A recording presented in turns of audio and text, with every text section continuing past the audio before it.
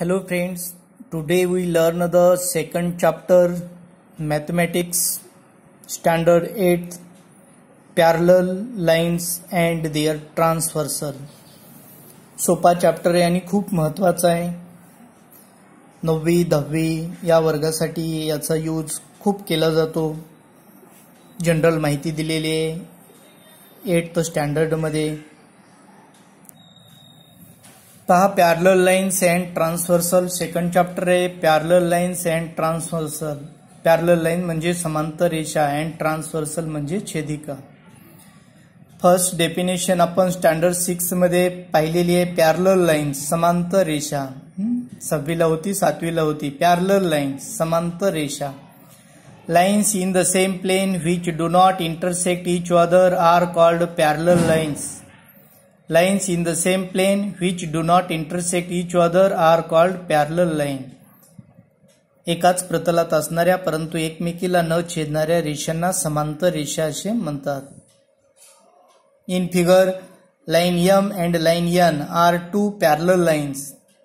Mathematically statement, line M parallel line N. Symbol लक्षात ठेवा. दोन उभ्या रेषा आहेत त्याला म्हणायचे पॅरलल समांतर. Line M parallel line N. पहा पाठवायला सोपे. डेफिनेशन पाठ करा. Line in the same plane which do not intersect each other are called parallel line. सोपा भाग आहे. सोपी डेफिनेशन आहे. नंतरचा जो घटक आहे तो ट्रान्सव्हर्सल छेदिका. If line intersect two lines. If line intersect two lines in two distinct points then that line is called a transversal of those two lines. एखादी रेषा जर दोन रेषांना दोन भिन्न बिंदू छेदत असेल तर त्या रेषेला म्हणायचे छेदिका. In figure, line M and line N are two lines and line L is the transversal. Line L is intersect line M and N in point P and Q, and therefore the line L is called a transversal of the line M and N. Line L intersect line M and N at point P and Q, therefore line L is the transversal of line M and N.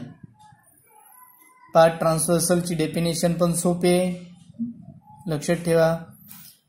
नंतरचा जो घटक आहे angle made by a transversal. Angle made by a transversal. दोन रेषेला जर एखादी रेषा छेदणारी काढली तर दोन रेषेच्या ठिकाणी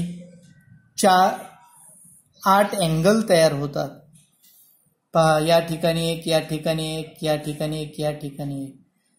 ट्रान्सव्हर्सल काय करते? दोन लाईनला दोन पॉइंटमध्ये इंटरसेक्ट करते. P and Q. पीच्या ठिकाणी 4 अँगल तयार होतात आणि क्यूच्या ठिकाणी 4 अँगल तयार होतात. 4 + 4 8 angles.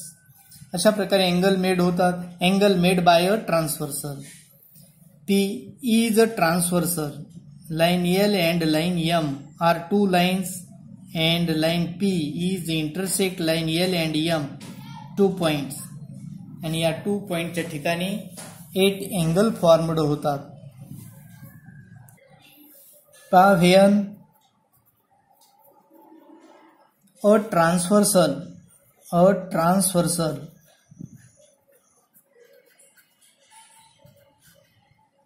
intersect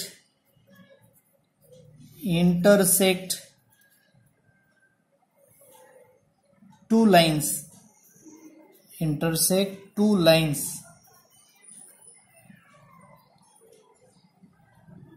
into distinct point,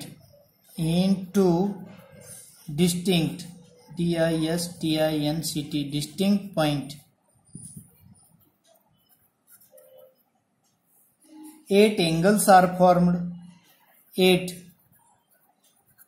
angles are formed. 8 angles are formed as shown in figure.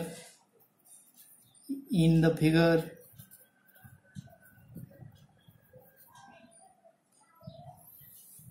पाहते 8 अँगल कसे तयार होतात. Angle A, angle B, angle C, angle D, angle E, angle F, angle G and angle H. अशा प्रकारे 8 कोन तयार झालेले. रिकाम्या जागे पण हा प्रश्न असतो. When a transversal intersect two lines into distinct point, dash dash angles are formed as. तर इथं आपल्याला ही फिल इन द ब्लँक लिहिता येईल 8. स्कॉलरशिपला सुद्धा क्वेश्चन विचारतात. 2 रेषेला एका छेदिकेने छेदले असता किती अँगल तयार होतात, तर त्याचा आन्सर येते 8 angle. A, B, C, D, E, F, G, H अशा प्रकारे 8 अँगल तयार झालेले आहेत. तर हे 8 अँगल पैकी करस्पॉन्डिंग अँगलच्या 4 पियर्स तयार होतात. करस्पॉन्डिंग अँगल म्हणजे संगत कोन. इंटेरियर अँगलच्या 2 पियर तयार होतात. आंतरकोन इंटेरियर अँगलच्या 2 पियर तयार होतात. अल्टरनेट अँगलच्या 2 पियर तयार होतात. करस्पॉन्डिंग अँगलच्या 4, इंटेरियर अँगलच्या 2 आणि अल्टरनेट अँगलच्या 2 असे एकूण 8 अँगल आहेत. तर इथं पहा, angle A and angle E are the corresponding angle. Angle C and angle G are the corresponding angle. या साईडला 2 झाले. आता या साईडला 2 पियर तयार होतात. Angle B and angle F are corresponding angle. Angle D and angle H are the corresponding angle. आता alternate अँगलच्या पेयर 2 तयार होतात. Angle D and angle E. Alternate बाजूला हे डी आणि हा E. Alternate angle. Angle C and angle F ह्या 2 pair झाल्या. आता राहिले इंटेरियर अँगल, आंतरकोन. Angle C and angle E. आतील बाजूला हे 2 लाईन आहेत एल आणि एम. याच्या आतील बाजूला अँगल सी आणि अँगल ई. इकडं पण पहा, angle D and angle F. Angle D and angle F हे झाले इंटेरियर अँगल. ए आणि बी मध्ये काय रिलेशन आहे? ए आणि बी लिनियर पेयर आहेत.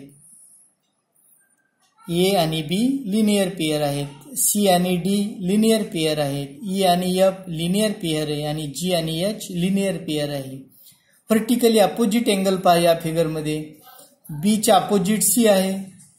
Angle B and angle C are the vertically opposite angle. Angle A and angle D are vertically opposite angle. म्हणजे आपल्याला अपोजिट अँगलची पण याच्यात पेयर लिहिता येतात. F and G, E and H याला काय म्हणायचंय? Vertically opposite angle.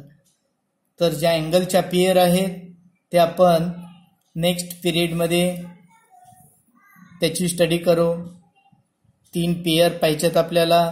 पहिली आहे corresponding angle, pair of corresponding angle, pairs of interior angles and pairs of alternate angle. हे 3 घटक पाहिल्यानंतर आपल्याला प्रॅक्टिस सेट 2.1 सॉल्व्ह करायचं आहे.